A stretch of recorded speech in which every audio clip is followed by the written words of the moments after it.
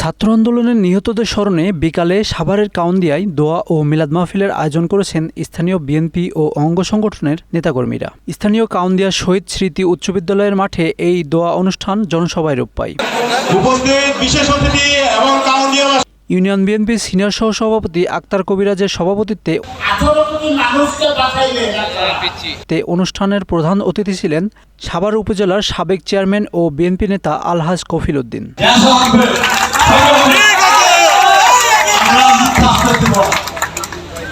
অনুষ্ঠানে বক্তারা নেতাকর্মীদের সজাগ দৃষ্টি রাখার আহ্বান জানান। বলেন, আর কোনো অপশক্তি যাতে এই দেশকে পিছনে ঠেলে দিতে না পারে। এখনও ষড়যন্ত্র অব্যাহত রয়েছে।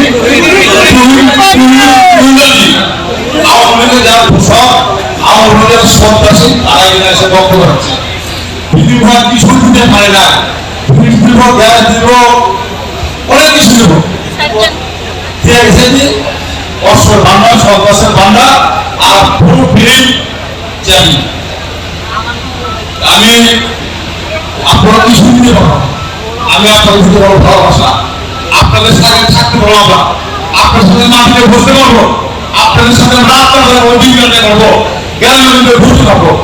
আমি এইসব ভুলরাজনীতি করেও না এখন পক্ষ দিব।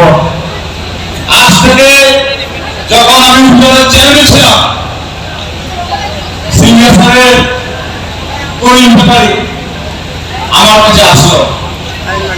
উনি থেকে ব্রিজ পাস করে আসছে। সেই ব্রিজটা গাছের দেশ সিগনেচার দেওয়া ওনার নিজের পকেট থেকে খরচ করেছে। আমার কাছ থেকে এসে 1 লক্ষ টাকা নিয়েছে। বাবা একটা দাও,